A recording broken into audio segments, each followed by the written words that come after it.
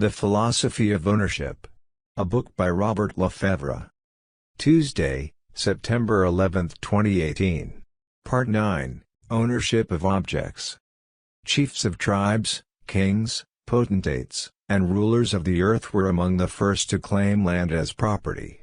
At that exciting period in our remote past when men were changing their way of life from a foraging, hunting society, dependent upon the wild things they could find in forest, stream, or prairie, to an agrarian economy depending upon what the soil could produce, a major development occurred in the societal organizations of men. Instead of accepting the proceeds of the hunt as the item of highest value, men began to take an interest in land, as a permanent, tangible asset.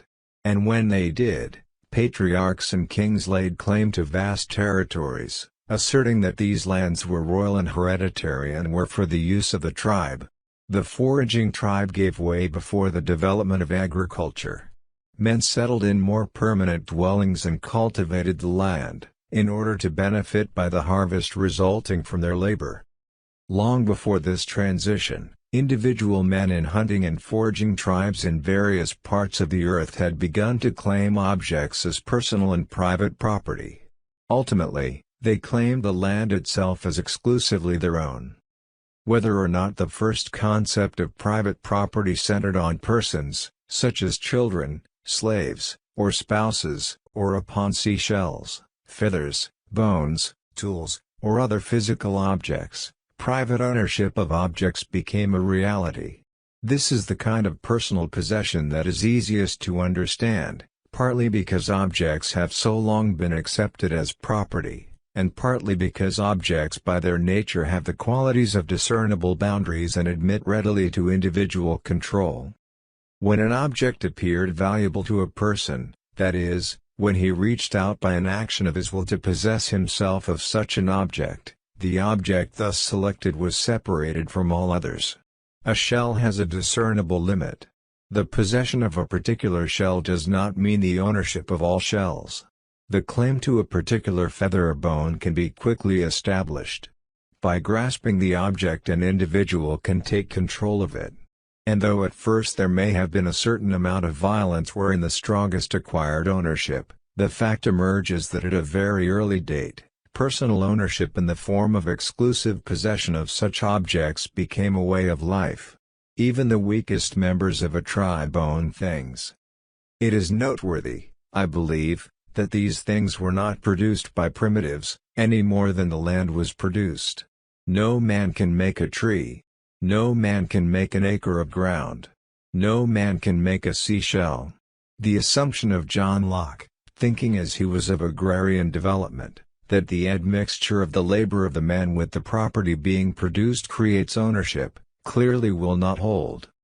If it is said that the mere picking up of a pretty stone is a kind of labor, I will have to contend that the setting forth of a claim over land is also a kind of labor, but this is to overlook the essential, that it is the claim that creates the relationship of ownership, not the labor.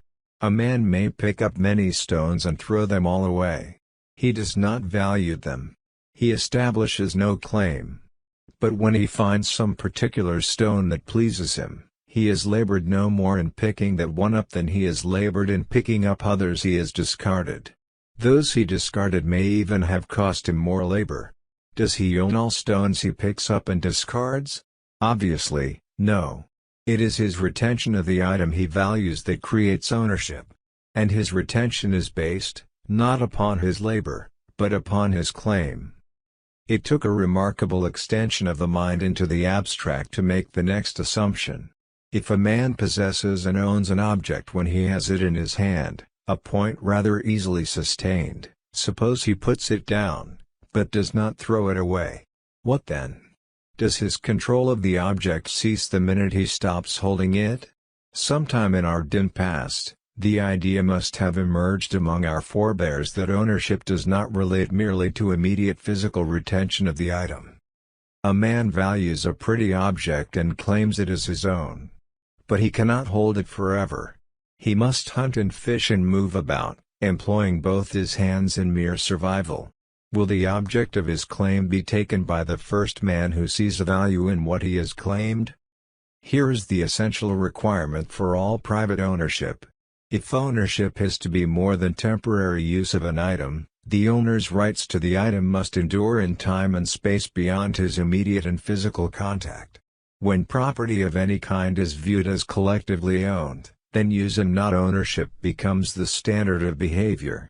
Since no individual can own any collective property, he must await his turn in the use of anything available.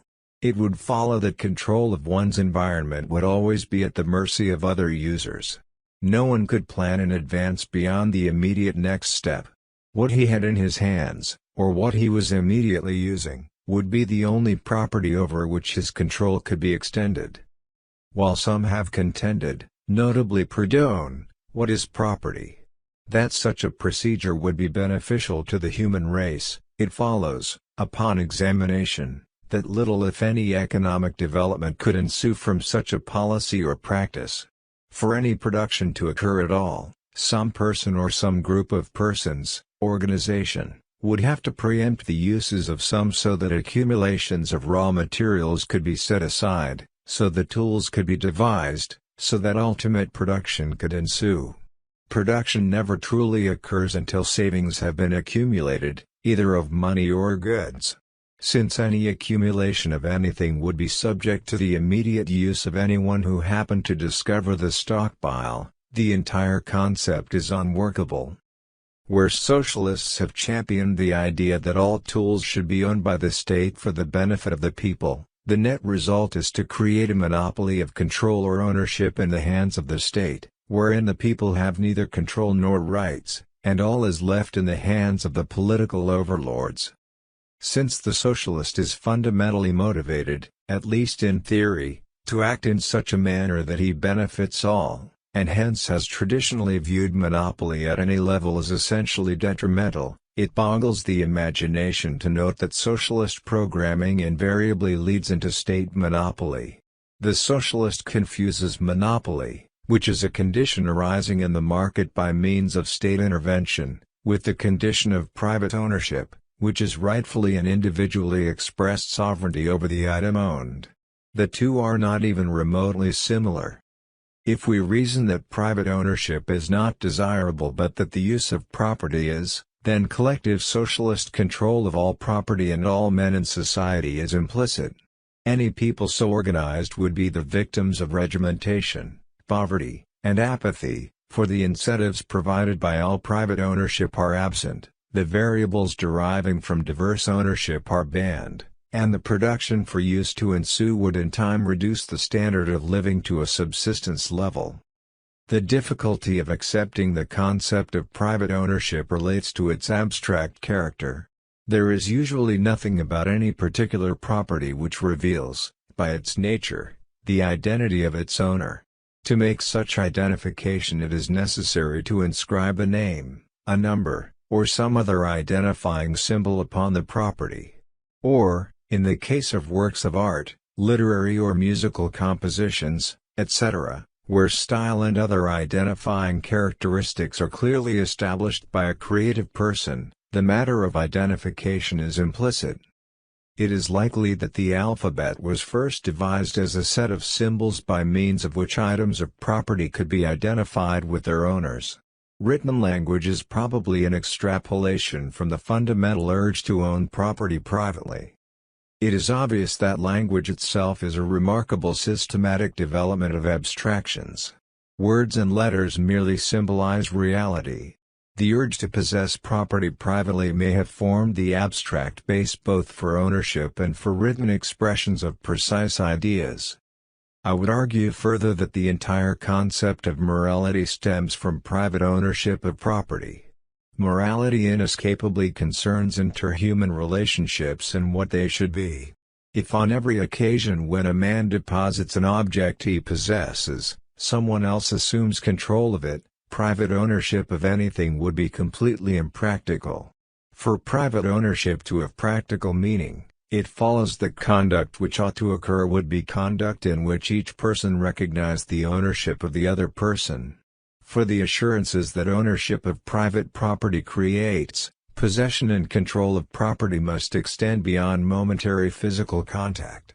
If it does not, then private ownership is wholly impractical and without meaning. The morality arising from private property is based upon respect for the property owned by another when the other is absent. The conduct that ought to occur in respect to property relates to non-trespass of the property of another. In a very real and practical sense, the tangible boundaries of properties, once claimed, become sacred markers across which no other than the owner may properly advance. It is instructive to note that the Golden Rule, one of the earliest admonitions to the human race, and in such general usage that its origin is lost in antiquity, essentially sets down a moral injunction to the effect that one ought to measure his own conduct toward others as he would hope the others would measure their conduct toward him. This provides the abstraction of moral law respecting property. The boundary of any property is sacred, not because it is physically impossible to commit a trespass but, rather, because trespass is so universally simple an act that a general rule of behavior setting forth the desirability of non-trespass is a moral imperative. It is also instructive that the Decalogue, recognized in the Judeo-Christian tradition as the base of moral behavior, contains in its most impressive sentences prohibitions against property trespass. The admonitions against theft, killing, adultery, and covetousness clearly admonish the individual to refrain from crossing private property boundaries without permission of the rightful owner. The only variables in these injunctions relate to the kinds of property trespass under consideration. Thus, theft is merely a trespass of boundary for the purpose of acquiring property belonging to another. Killing, in this context, becomes a kind of theft in which a life, as a specific property, is stolen. Adultery is clearly seen as a trespass of an existing contract, and hence a violation of a property boundary. And covetousness is merely a mental lusting after a property which belongs to another and which is not on the market. It is not too extreme to suggest that the only code of morality ever suggested which has been generally accepted as desirable by human beings, regardless of their geographic location or the type of social structure they support, is a code of moral behavior which forbids trespass of property boundaries. Such a code is of such universal usefulness that it actually provides the base for all major, higher, religions, and is not unknown even among primitive peoples who have had no access to advanced theology. It could be argued that this moral rule arises, not from divine revelation but from the physical nature of man. Man, as a consumer, must be able to produce before he consumes. For him to produce in any satisfactory degree, he must have the assurance that his savings or accumulations will not be trespassed. Since he cannot keep all his savings on his person, it is essential for his well-being that he be able to set down his accumulations and know that he can return to them, without running the risk of their being taken from him in his absence. Arguments against this moral requirement usually take the direction of suggesting that when accumulations go beyond a certain place, no rational line has ever been drawn to indicate just where this certain place may be, then the surplus of the person may be rightfully stolen in order to alleviate the needs of others who do not have such accumulations. This argument is based, ultimately, on a number of fallacies, only one of which relates to the impossibility of ever finding a proper line of demarcation wherein theft can be justified. Another fallacy is that wealth or money that is being saved is of no utility and whoever accumulates anything is, in fact, performing an act of robbery upon society. But while it may be true that a very few persons do hoard, out of fear or from a desire to act as misers, their numbers are so negligible as scarcely to affect the market. Nearly all who save, put their savings to work one way or another, thus benefiting themselves and the market generally. Still another fallacy has it that there is a fixed and limited amount of wealth in the world. Hence, accumulations in one quarter result in deprivations in other quarters.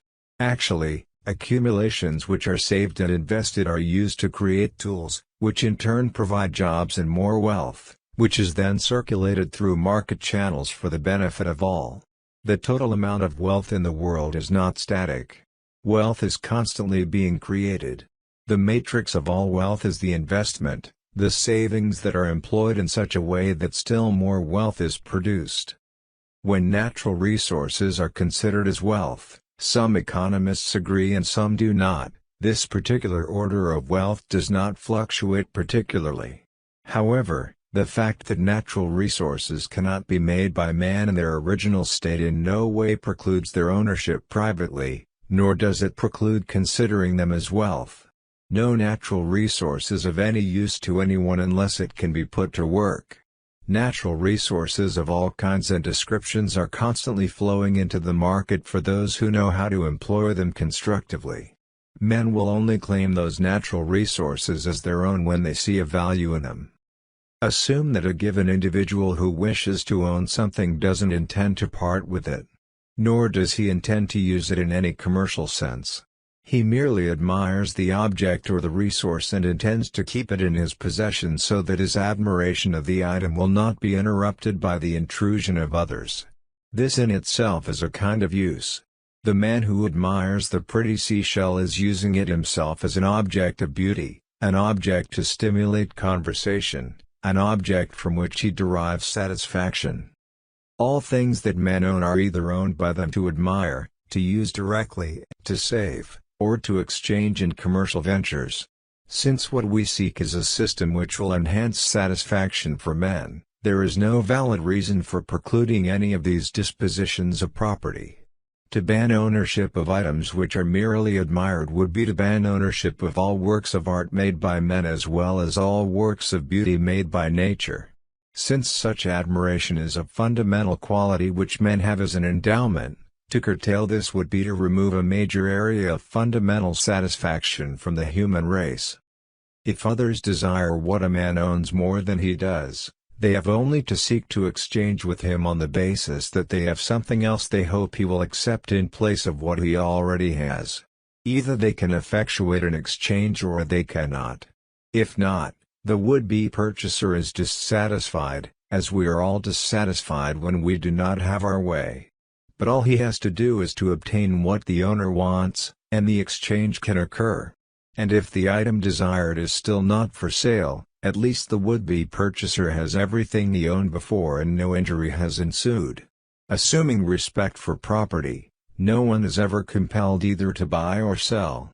The immediate status is sustained unless both parties to a potential exchange agree. And in any case, each man ends with those things in his ownership which he values most, thus fulfilling his innate sense of values and increasing his satisfactions in life.